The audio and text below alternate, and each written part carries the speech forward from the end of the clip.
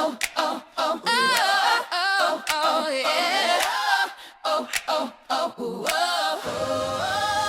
my 2 cents, about the good stuff. St. Marshall's bringing that bold love. Inspiration, elevation. Yeah, that's tough. When she speaks, we rise above. It's my 2 cents, about the good stuff. Talking hard, talking hope, and the real us. She's compassion with a microphone. Impact you feel in every tone. So now pull up a chair, let the stories fly. It's the good stuff, no need to try. St. Marshall at the mic, oh yeah. You'll laugh, you'll learn, and maybe cry. It's my 2 cents, about the good stuff. Hello, beautiful people. Welcome to my 2 cents about the good stuff. I'm St. Marshall, President and CEO of Marshalling Resources, or MR as we call it. At MR, our goal is to lead, engage, and inspire. On our podcast, we feature 2 people who will talk about the good stuff, the hard stuff, and the things that truly matter. We will also put the spotlight on 2 corporations who understand that a company does well by doing good. And before we sign off, we will share information about 2 places or 2 events where you can make a difference and make lives better. We call these MAD opportunities. This podcast is about making good stuff happen. If you want to be uplifted in spirit and are looking for ways to make a positive difference for others, you've tuned into the right place.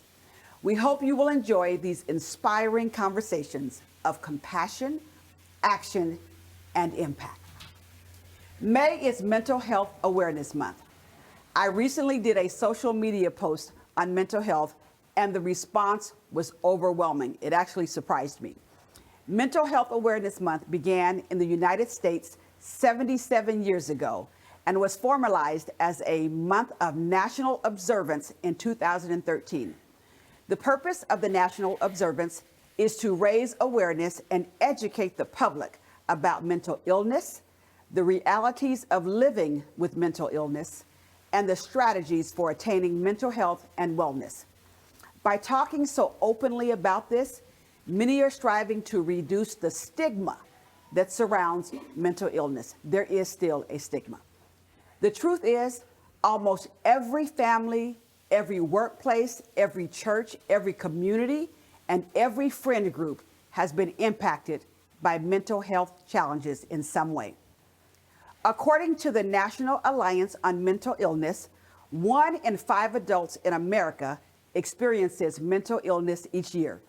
Millions of people silently battle anxiety, depression, trauma, burnout, loneliness, and emotional exhaustion.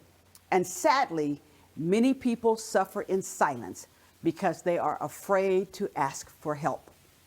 But today, we've got good news. If you or someone you love is struggling, there is hope. There are resources. There are people who care. And there are experts who help people heal every single day. Today's conversation is about breaking stigma, building understanding, and reminding people that asking for help is not weakness, it's wisdom. Our first guest is Patrick LeBlanc, co-founder of the Bridging the Gap Foundation, an organization committed to addressing disparities in access to quality mental health care, especially within underserved communities and communities of color. Patrick has spent years advocating for mental health awareness, education, and access to culturally competent care. Through programs, counseling resources, community conversations, and outreach efforts, the foundation is helping people move from suffering in silence to finding support and healing. Patrick, my friend, welcome to the My 2 Cents About the Good Stuff podcast. I love it. Thank you so much for having me. Oh, I'm my just goodness. humbled to be here. Thank you. Oh, I am so happy that you are here. When we saw each other in February, and I'll have you talk later about your annual gala, that's amazing. I just said right then, okay, we have to talk. All right. In May, like you have to be on the podcast. All righty. Okay, so let's just get into it. Okay, Okay. so let's just start with, why is mental health awareness so deeply personal and important to you? What's your backstory on this?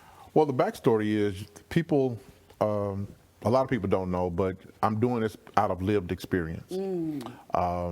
I currently am in treatment for depression, but it all stemmed for the fact that years ago there were some issues that happened, traumatic issues that never were addressed. And me being who I was, educated, master's degree, in the church, you know, I'm that guy that no one needs to know. I thought I could handle all this just on my own. Oh yeah, people will tell you, you got this. Yeah, you got this. You got this. Yeah, and so then, but when you wake up in Baylor and they're trying to put nitroglycerin under your tongue because the bottom number on your for blood pressure is 188, you realize that you're human and you can't do this by yourself. And then that wasn't enough of a wake-up call, and so you're looking at someone that had 2 suicide attempts because I thought nobody gave a damn. That's just how I felt. And All alone.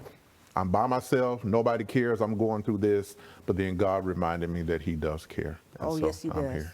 Yes, he does. I did not know that. Yeah, so that's the main reason, things that I went through, and I try to let other men know. That's why I'm so transparent with my story, because I believe if they see me, you know, a black man, educated black man, that they will move past all this man up stuff that we're taught as boys and really seek out and get some help. Oh, I love this. Oh, it's beautiful. It's a ministry. Okay, so many people, just like you were, are suffering in silence right now. We know that. What are some of the signs that people may overlook in themselves or in loved ones? How do you know? Well, I think one of the biggest is there's some isolation. Or you can be like me, you could be that person that, you know, continues on, nobody knows. I've learned how to mask it so well, but there are subtle things, appetite, can't sleep, anger, bouts of anger, outbursts. You're just not you. And if people close to you are recognizing these things and paying attention, they'll know that Patrick is not acting like Patrick. Something is different. Something is different. Something is wrong. Something is different. Something is off, whatever you want to that. call it. Yeah. I love that. Okay, so your organization is called Bridging the Gap Foundation. Right. What gap do you see in did you see in the community Okay. where you said something has got to change? The biggest gap was access to care. I've been doing mental health here in Dallas-Fort Worth since about 2002, and I've worked at several freestanding psych facilities. I kind of know the lay of the land, and depending on where you live or your ethnic background, you have better access to care. Where mental it's a health, zip code thing. Zip code, socioeconomic status, a lot of social determinants of health that impact people having the access to care. And I just felt that was just not right. And so what I wanted to do was stand in the gap so that if there's somebody, regardless of where you live, who you are, color of your skin, if you want to go get services, but finances is a barrier, Right. we'll bridge that gap and we'll take care of that for you. This is amazing. Yeah. I mean, this is amazing. Okay, so what kind of services do you provide? What are the resources at Bridging the Gap Foundation? The primary one we have is individual counseling sessions. We have licensed professional counselors by the state of Texas that come alongside and collaborate with us to provide 10 counseling sessions for someone that may need them. That's right. 10? 10. We'll give you the first 5 at no cost. Wow. We got that. The Bridging the Gap Foundation got that. And then after that, we give the next 5 at only $30 per session for that individual. So that's the number one thing we do.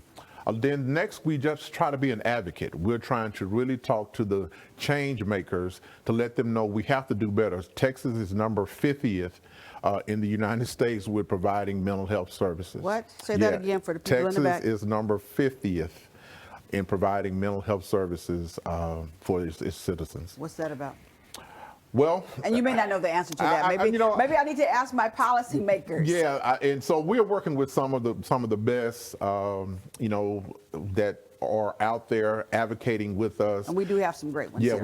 we do. I mean, They're great we policymakers. really, Tony Rose has Yes. been an advocate. She stands with the Bridging the Gap Foundation on numerous occasions. She's amazing. Yeah, so but then a lot of it is resources. There are people out there that have the ability to pay for it, but they just don't know where to go. So we have that as part of one of our pillars that we do. The other is trying to make sure there are culturally competent care in place. Yeah, So- say more about that. I want to hear more about yeah, that. a lot I'm of times, fascinated with a that. lot of times people I want to talk to somebody that looks like me. Right. I know we have a lot of people that have been raised through the years because of cultural experiences that are just told you don't share a lot of information with the white man. You just don't. And so African American men are looking for an African American male to be able to tell their story. They just feel more comfortable. They feel more vulnerable. They can be more transparent with someone that looks like them. Right. So we provide that. And then the other piece, which is probably maybe the strongest one, is education. Because we have to change the narrative about mental health, Right. because it is just it's misplaced, it's wrong. We all know about the mistrust that a lot of people have of the healthcare system. We all know about Tuskegee, we know about Henrietta Lacks, we know that, but we have realized that until we change the way people think, we're not going to change help-seeking behavior. So let's educate. What is depression? Do you know? What does it mean to man up? Right. We've been told that since boys, but what does that mean? What does that mean? Yeah, what does Boys that mean? don't cry. Yeah, What does but that what does mean? that mean? Yeah, Right. you need to pray about it. You need to seek God. Okay, but if you get diagnosed with cancer, you're gonna do more than pray. See, that's where I want to go there, because we need to break the stigma. So I Yeah. want to talk about that, because that's what we're taught. Yeah. Pray about it. God Yeah. answers all prayers. He can do all things. Be strong. Stay, just everything that happens here stays in the house. All that. So how do we break the stigma and get people to talk about this? Well, I think that we do that by normalizing the conversation. Okay. All of that is true, and I have 2 master's degrees, one from Dallas Theological, one from Southwestern Baptist Theological. My faith is strong. Mine too. Okay, and I know that He God will keep you in perfect peace He whose can mind is do stayed it. on it. He can do it. And he'll send you some help too. That's right. That's it. And he I will think send you that's some the help. piece that we're missing, because he will send us resources. Yes, he but will. We're so caught up in the prayer. And then I think a lot of it is churches need to be more mindful of the fact that there's mental health throughout the Bible. Yes. If we really search the scriptures and exegete the scriptures correctly, you'll see characters like Elijah, Jeremiah, Jonah, even Jesus in the Garden of Gethsemane had some anxiety. Yes. And so I think if we would just be more intentional, then we could have more impact when we're telling people to pray about it, but also be able to direct them to the proper resources where they can get some help. Yeah, the Lord uses people. Absolutely. Faith without works is It's dead. dead. I mean, you believe that he's going Yeah. to do something, but then Yeah. you got to take some action. Right, yeah. And he will send people. There are Right. resources out there. So I'm big on that. Okay, so for somebody who's listening today, Okay. and we hope there are a lot of people listening, Yeah. okay, who they're just feeling overwhelmed, they feel like they just can't make it, Mm-hmm. it's just too much for a whole lot of reasons. What's their very first step? What do you advise as the first step to take? And we know all people are different, Right. but just kind of when you think about all the situations that you've Mm-hmm. dealt with, what's a good first step? I think the first step is to be honest with yourself. Okay. Okay, because you know you better than anybody else. Right. And then once you have done that, now let's stop the procrastination. If you had a knee problem or ankle problem, or there was tightness in your chest, you would not wait. No. So I want us to start looking at our mental health the same way we look at our physical health. So you can stop the procrastination, visit the Bridge of the Gap website. At the top right, there's a square that says request services. You just go there, you fill out that form, and someone from the foundation will be in touch with you to get you connected to a therapist. So treat it like you would treat any other illness. any- I often talk about when I do presentations, Yeah. one of the things when I'm closing out on the presentations and I talk about health Right. being important, and I talk about my cancer battle and all that. And then I tell people, I said, look at your neighbor, because I grew up in church, and say, neighbor, do you have PMS? And then people start laughing. Yeah. I said, I don't know what y'all are laughing about, because I'm talking about physical, mental, and spiritual health. I love it. And I love what it. I've learned in my life is that you need all All three. three. And sometimes we go through periods where we don't focus on all 3. And so that's why I'm loving this conversation, because we often miss the mental health piece of it. What do you say to somebody who, once they've kind of done that assessment, they realize there's an issue, that they're just too ashamed to get help? How do you deal with that shame? Well, I want to try to figure out first, where does the shame come from? I mean, who told you had a reason to be ashamed? If you had a broke arm, you wouldn't feel ashamed to go see someone about your broke arm. So I would tell them to just move past what the world is going to say, Right. and look at it like self-care is not selfish. You need to take care of you, and if this is something, it's going to benefit me, I need to make sure I'm taking care of me so I can be a better person for you and for See, you I and love for that. you. I love that. Yeah. Because that's when it's truly not selfish. Yeah. It's like you got to be okay so that your family can be okay, and your absolutely. people around you can be okay, the people you work with can be okay. One of the things that we ask people all the time, you're the person that everybody comes to that when they need help. Yes. When they need something, they know I can come to you. So That is true. So the question is, where does the help go when the Right. help needs help? Yes, yes. All right. Ooh, You need to where make does the help go when the help needs help? Okay, well, let's just have a little session right now. Okay.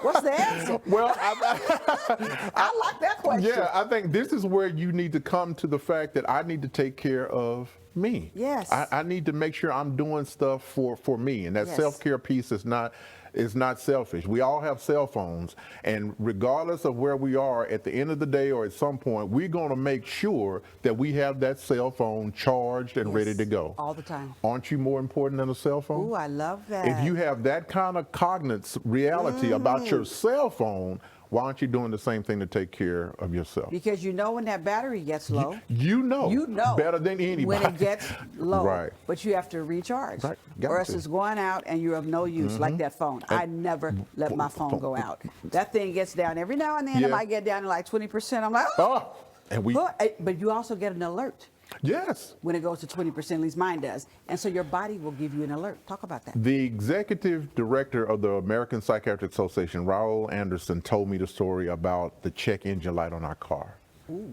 Think about that. When that check engine light comes on, you either are going to do two things. You're going to just keep driving, and eventually that car is going to break down, or you're going to get that car in to get it serviced. Yes. So why not be proactive? The light came on, let me go see. So Right. something triggered in my body to say, I need to go check my engine. Oh, I had that experience. I'll tell you this. I don't want to monopolize all the time, but it's my podcast. Okay. I had that experience where I had 4 second trimester miscarriages. Almost died a few times. Had a daughter who was born 4 months prematurely, who passed away, Special K, who passed away at 6 months old. Okay. And so she passed away on a Sunday. We had to unplug the respirator and all that. So passed away on a Sunday. And then I just immediately kicked into gear, planning the service, just all that. Okay, just crazy. We got home after her funeral service. My husband wanted to go visit his relatives. They were 3 hours away because he just needed a break. Because Yeah. it had been a long, I not can- just 6 months, it had been a long 10 years. Yes, wow. Okay? And we had already said this was going to be the last and final try. So he had left the house. I said, I didn't want to go. I said, I just want my quiet time. I want my peace. You go ahead and visit with the family because that was good for him. So you just go. Okay. So he left. I kissed him goodbye. I was going up the stairs in my house, and I kind of glanced at the place that would have been her nursery at the top of Okay. the stairs. And I just laid out. I'm telling you, I cried. I laid out. When he came back, so that was on a Friday after the service. He came back that Sunday evening. You still I was in the same. saying, wow. place, okay, and all he did, he didn't say anything. I mean, he knew I was in the same clothes and Right. everything. He just reached down and his hand, and I tell that story because it's symbolic. That hand just lifted me up, and he just took me upstairs, and it was kind of like that hand just represented like the help that I needed to kind of help me get up the stairs and start to move into another phase and just deal with the grief Right. that I was dealing with. And then, I got some help and all that. So, Well, and I think it's good that people don't, I'm not telling you to ignore how you feel. right. Your feelings are valid. They're how you feel. Right. But the thing we don't want to do is just sit there and soak there. We got to get up. We got to you got to get up. You got to get up, because that's the only way you're going to make those first steps toward healing. Right. And healing is going to be different for every individual. Exactly. And that's great. And so we try to cater our treatment plans individually instead of having this cookie cutter mentality, because Exactly. it's different for every person. And grief is real and can turn Yes. into all kind of stuff. And and something I'm always aware of is my mom was told at one point in time that she was on the verge of a nervous breakdown many years ago. And so even going through that situation, when I got up and all that, I said, I don't know what this could turn into. And I'm a strong person and all that. But you know what? Like anybody else, I need help. I need help. Okay, so how can churches, businesses, families, and community better support mental wellness? Well, I think one of the best ways is to allow people to be open about how they feel, or create spaces where they can we have what we call a courageous conversation. Yes, I love that. Yeah, I love where that. this is a safe, non-judgmental space where they can come and just be who they need to be transparent with their feelings, be able to share, not worried about any consequences. I think that's the first thing they need to do. But then they also need to make sure that there are services that are culturally competent to their workforce. Yes. We try to diversify our workforce, but then when they go use that EAP or it's someone that doesn't look like them. And again, now that's going to make people crawfish and back up, that I don't want to do this because this person is not me, or I don't trust them. So I think really just companies need to get away from the company and come back to the human part of what is all involved. These are human beings that have feelings, and they need some help. And I like that too, because especially as businesses, sometimes we'll have these resident counselors. Yeah. And they're fabulous. And sometimes they just don't. They don't get it. Yeah. And I have someone who's close to me who went into therapy during COVID. And the person did not, look like him. Yeah. And started off the conversation literally talking about her stereotypes about black men. Yeah. He said it was crazy. And the first 2 sessions went that way. And she finally ended up telling him she was actually working through some things. Oh. He's like, okay, well, good. I got to take therapy. Yeah. I'm trying to work through some stuff. Myself, absolutely. Unfortunately, it all worked out, and they allowed that.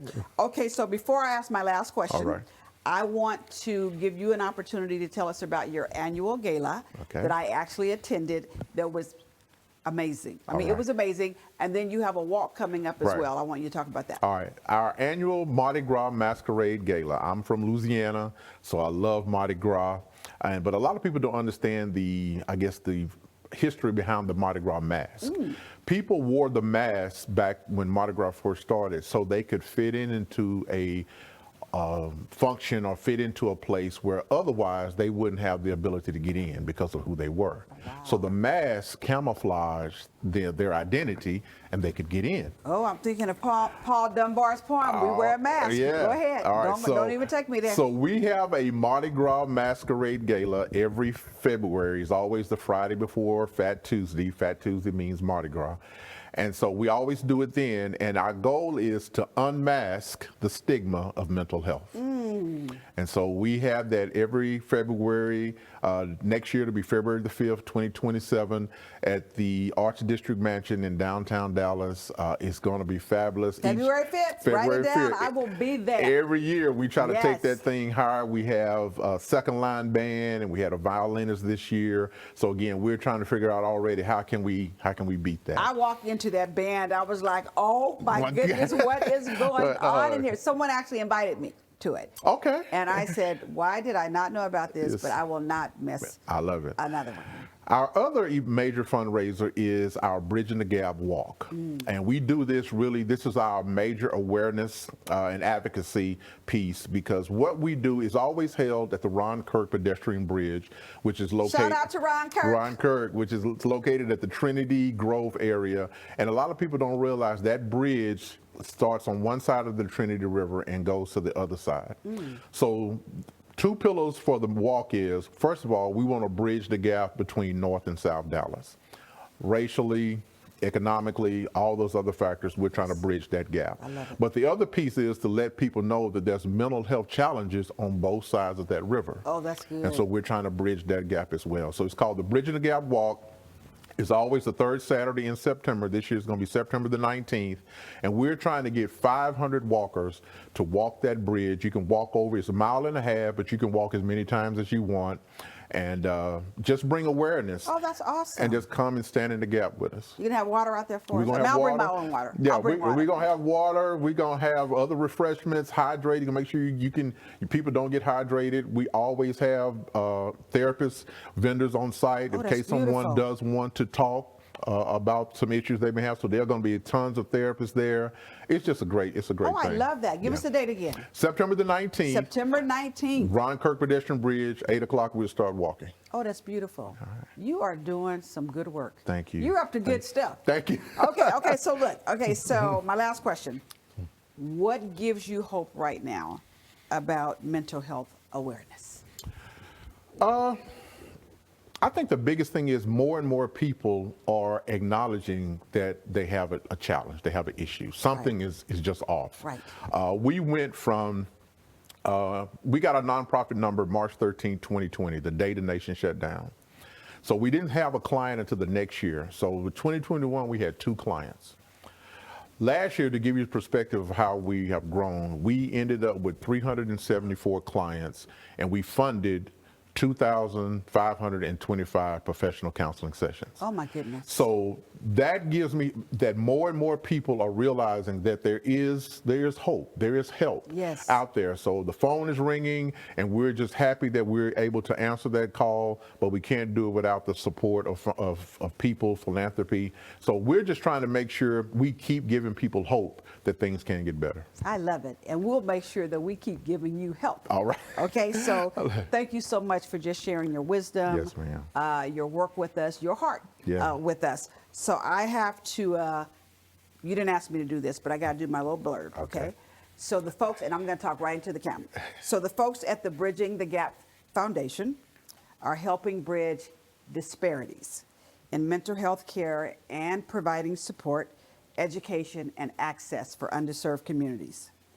Please visit btgf.org to learn more about their mission and how you can help, because these people are serious about bridging the gap in more ways than one. Thank you for joining us. Thank you for having me. God bless you. Yeah, thank you. Before we bring on our next guest, we want to highlight 2 corporations who are up to good stuff around mental health. The first is American Airlines, a global company that is headquartered right here in Dallas-Fort Worth, Texas. American Airlines has publicly supported well-being and mental health awareness through a combination of employee-focused initiatives, community partnerships, crisis response efforts, and veteran support programs. The company has participated in broader conversations around emotional wellness, resilience, and workforce care. American Airlines has made large investments in employee wellness, trauma support, veteran mental health, and community resilience. Many thanks to this North Texas employer for understanding how well-being and operational excellence reinforce one another. So that's a nice surprise, because none of these corporations know that we're going to talk about them. So Connie, who is our second, and I have actually, let me tell you who this is with me. I've known her forever, okay? And her name is Connie Bell, but she is Dr. Connie Bell. Y'all can just stop the teleprompter right now, okay? Just hold on a minute, because I need to talk about this amazing sister who I have known for probably, okay, how old am I? I've known her for 40 years. Yeah. It's amazing. And we are sisters, and I am proud of her. She is a doctor. The sister has her PhD. Yes. Dr. Bell.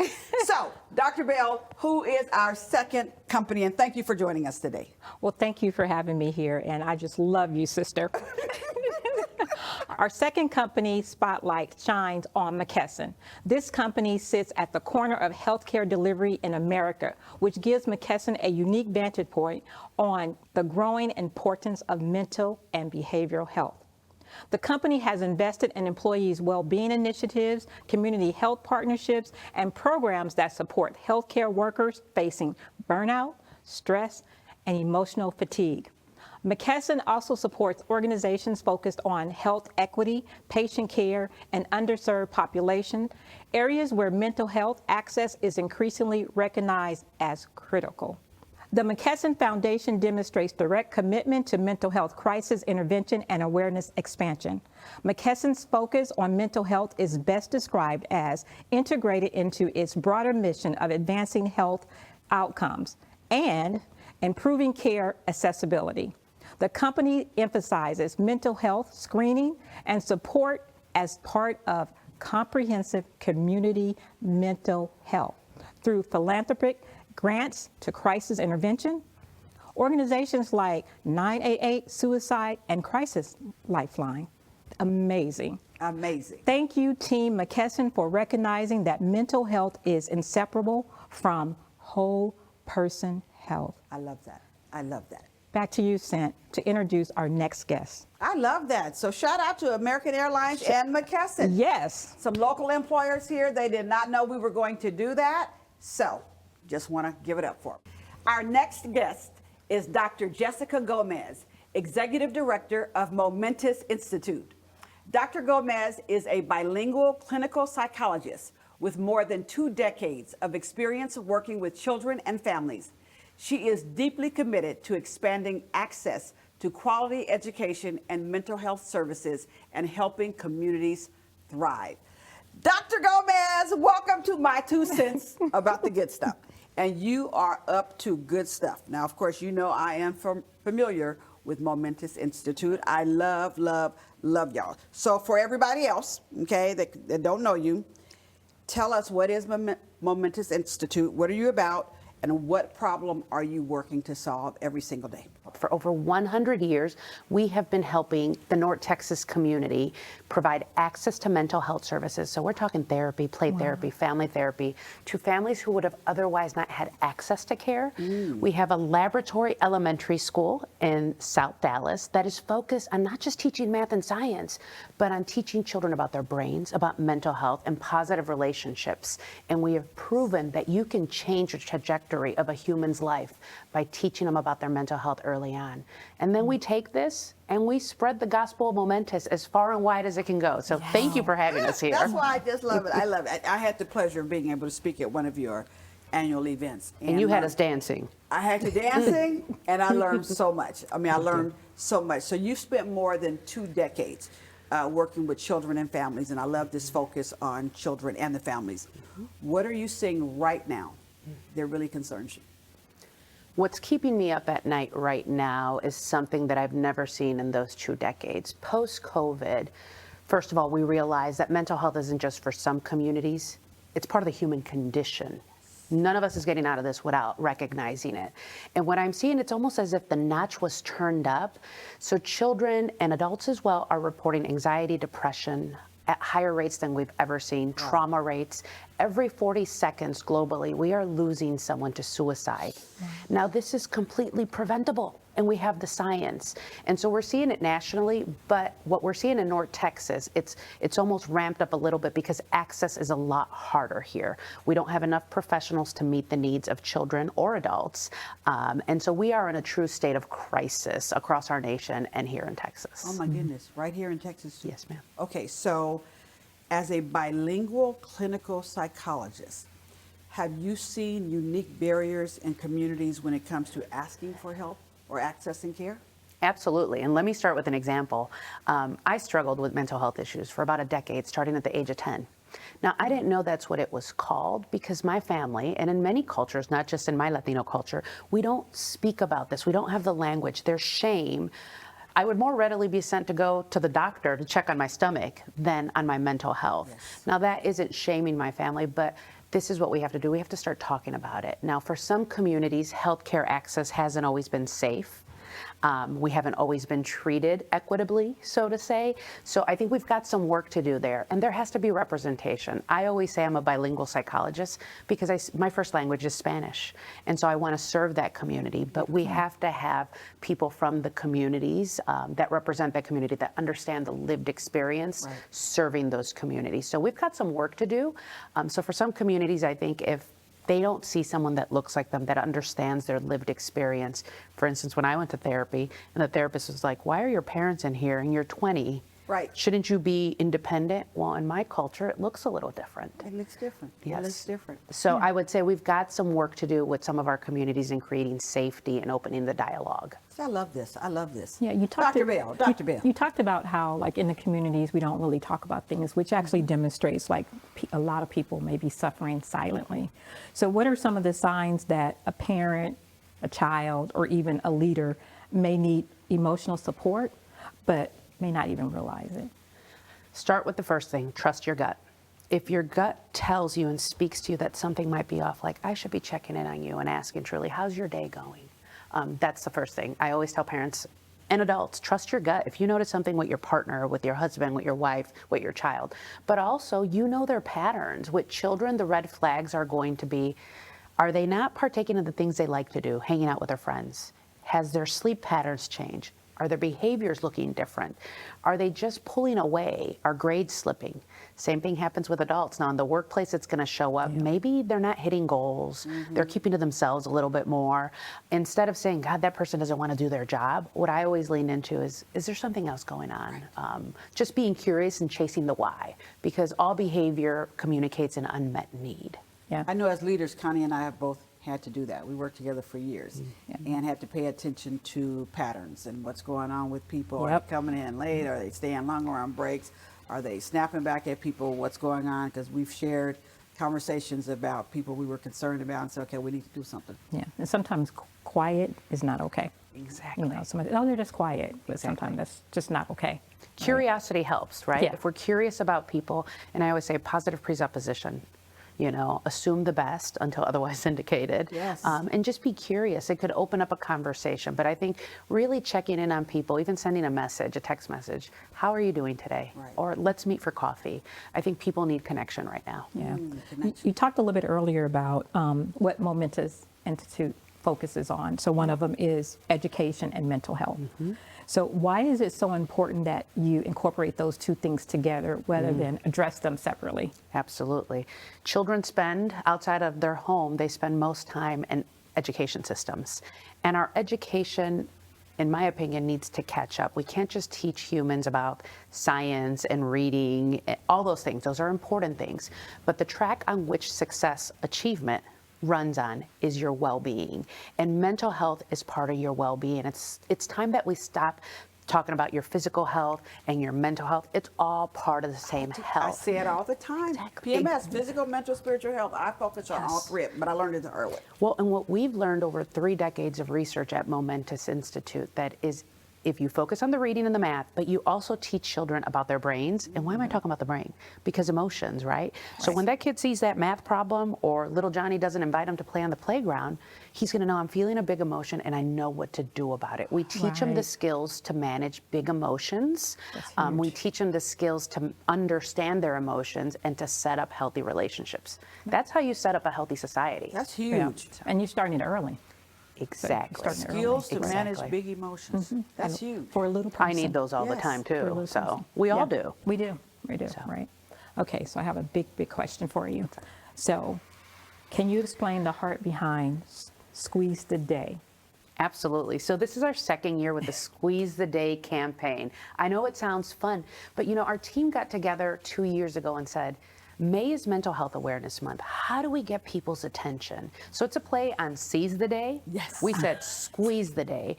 And as you said, we focus on building mental health and wellness. You don't have to wait till you're in a crisis. You can cultivate it every single day by the small acts. For me, I like to salsa dance in the morning when I'm getting ready, right? Oh, you know, this morning it was actually Michael Jackson, you know, dancing to love. You went to see the movie, right? I did. Okay, all right. Little moonwalking, you know, gets you ready.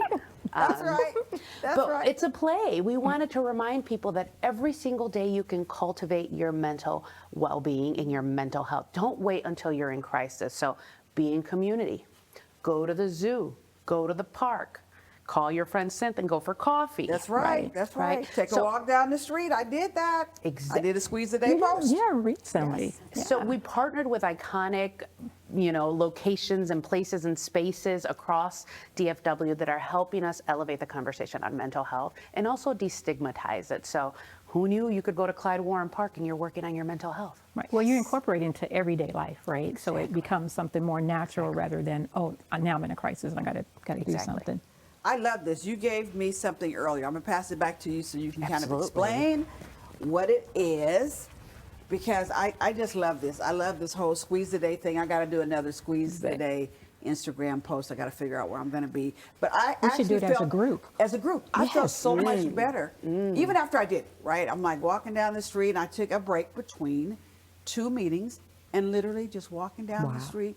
The sun was shining. It was just beautiful. And I did my posting and I just kept walking. I said, I like this. Just kind of decompress. Yes. Well, I've got it as a psychologist. Can I explain a little bit of what I saw, the neuroscience of what you did? Yes, tell me. You took a little bit of a brain break, right? A mental health break. Yes. You walked outside. When the sunshine and the natural air and nature hits us, it actually increases dopamine and serotonin, which are feel-good neurotransmitters.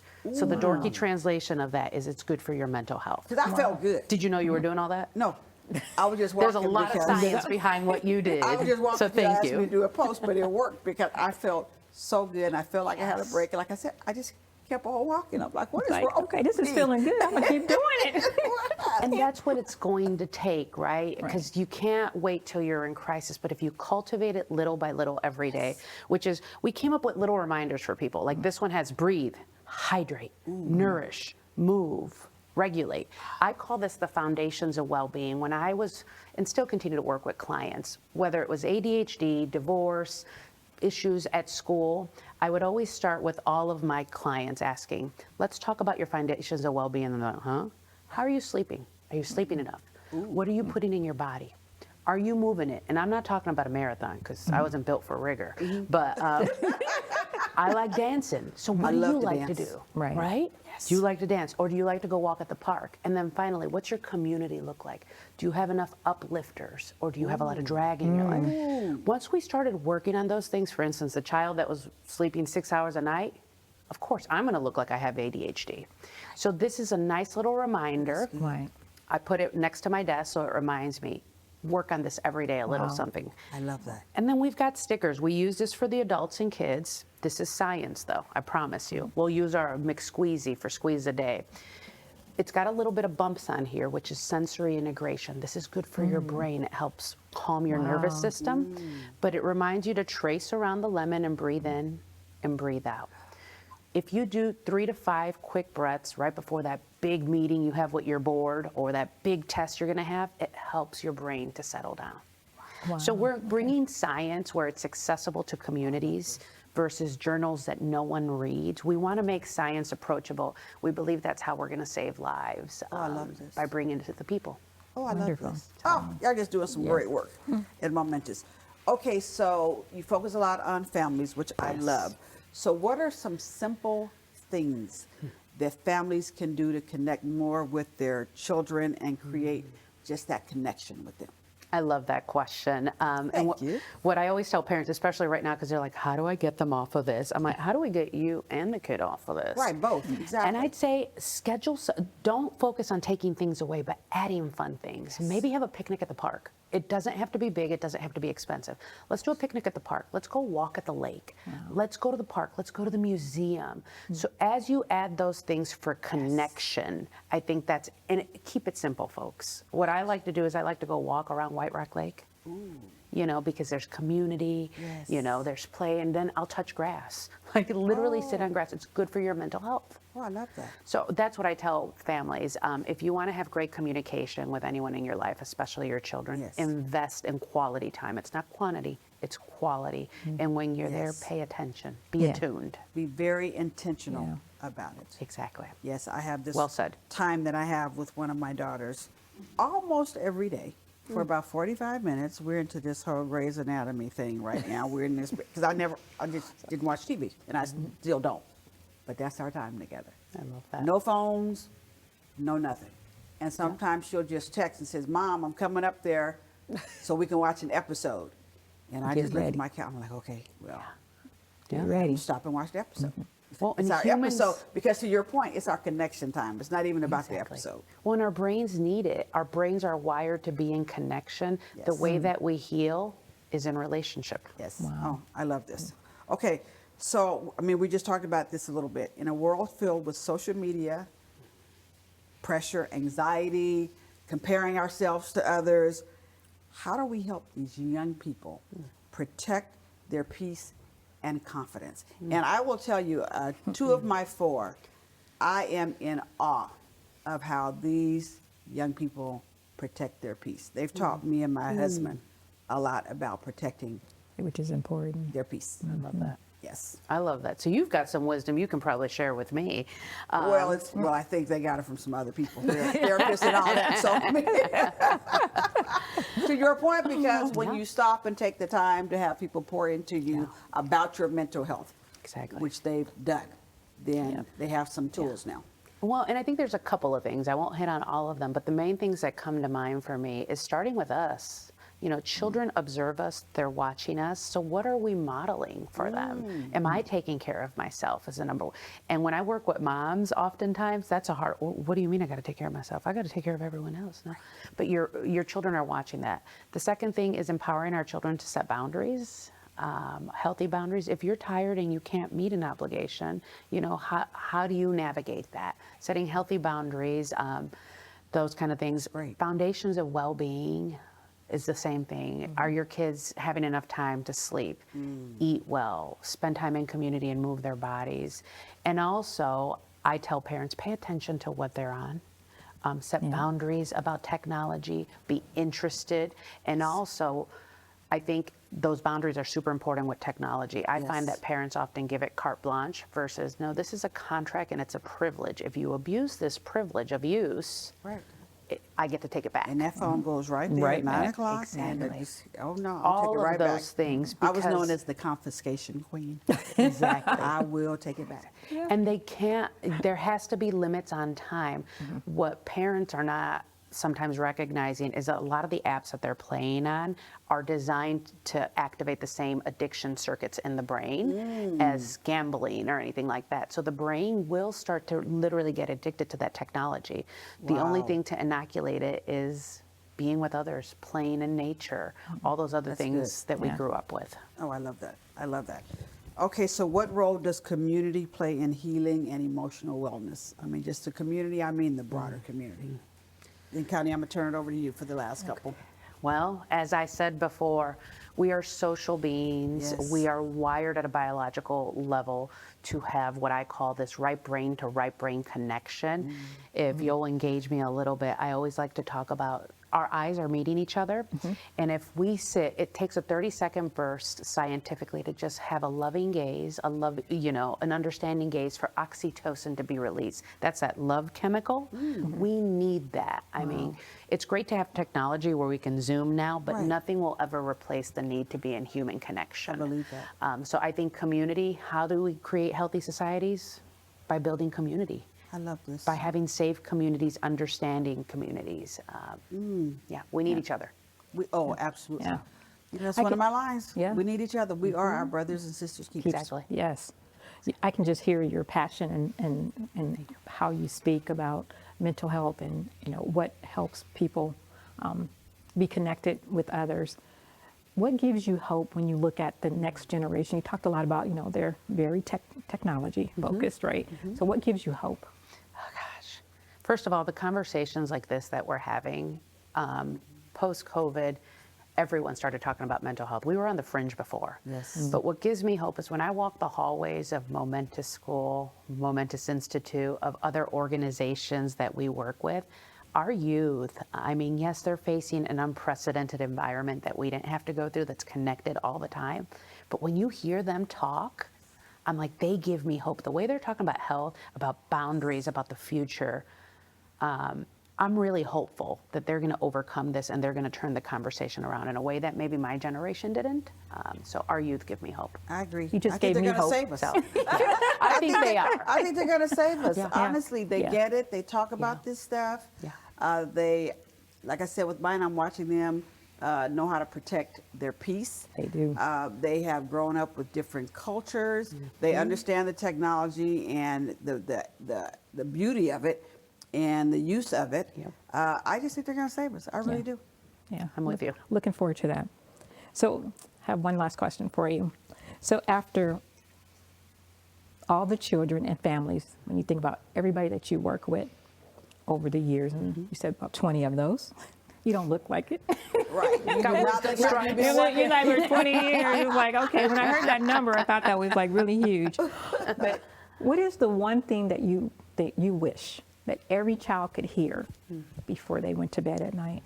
Ooh, that's a good one. Oh, you hit on something when you Oh, said that's a that. good one.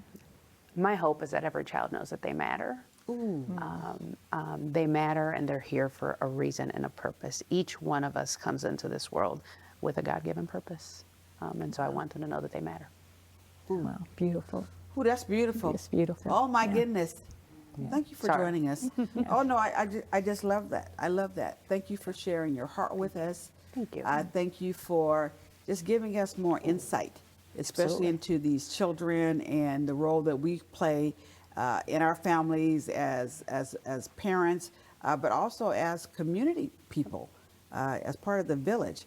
And so the whole focus on community, I think, is something that is making me pause for a minute to think about what role do I play as it relates to the mental health of others. It's true. It's Like, some good it makes stuff. you really think about, like, what are you doing? What are you doing to help or not help? Or not help. Or not help. Or not So, help. It does So make you are up to good stuff. Momentous Institute, thank you for just all the work that you are doing. If you would like to learn more about Momentous Institute, visit www.momentusinstitute.org. It will be up on the screen. Thank you for the tools that you gave us. Hold those up one more time, and those are mine, Dr. Bell. I am taking those home. You'll have to get yours because I like this foundation piece here. Breathe, hydrate, nourish, move, which I will do that. Regulate and connect. But I also love that little blue one, the squeeze the time here, the squeeze love the that day, one. where you can just rub on some of these things and inhale, exhale. I love all these tools. So thank you, thank you, thank you. Thank We just appreciate It's a you pleasure. being here. Appreciate you. Let me go ahead and close this out with some MAD opportunities. On this podcast, we always have a MAD segment, Make a Difference, MAD, because information is wonderful, but action changes lives. And today, during Mental Health Awareness Month, we want to remind you that checking on people matters, listening matters, and helping people find support matters. Mental health struggles do not discriminate. So today, we don't want to just talk about the problem. We want to give you ways to be a part of the solution. If you or someone you know needs support, here are a few incredible organizations making a difference every single day, and they provide opportunities for you to be mad with them. Connie, tell us a little bit more. We've already heard about Bridge the Gap Foundation. We've already heard about Momentous Institute. Tell us about two more. Well, the first amazing organization is Mental Health America. They focus on prevention, emotional wellness, workplace mental health, and early intervention. They also offer free online mental health screening that could help someone recognize they need support before reaching a crisis point, as we've learned today. You can visit mhanational.org.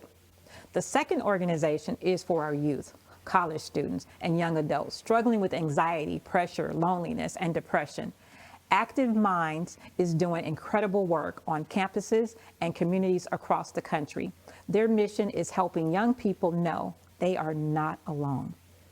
You can learn more at activeminds.org. Cent, why don't you close us out? Awesome. Great segment. Great segment. Thanks so much, Dr. Bell. Thank you again, Dr. Gomez. I'm up here with two doctors. I'm feeling pretty important right now. Sometimes making a difference isn't complicated. So our MAD challenge is simple. Make a difference by checking on somebody. And don't just ask, how are you? Pause long enough to hear the real answer. Because your kindness, your compassion, your phone call, your presence could literally save someone's life. That's my 2 cents for now. Actually, there are 3 of us, so we gave you 6 cents. And Patrick was here earlier, so you got 8 cents today. If today's conversation encouraged you, inspired you, or helped you in any way, please share this podcast with someone you love. You never know who may need this message right now. And be sure to follow us on Instagram at My 2 Cents Podcast for more conversations, inspiration, and good stuff that makes a difference. Thank you for tuning in. And remember, there's always good stuff worth talking about and even more good stuff worth doing. Go out and make some good stuff happen. God bless you. About the good.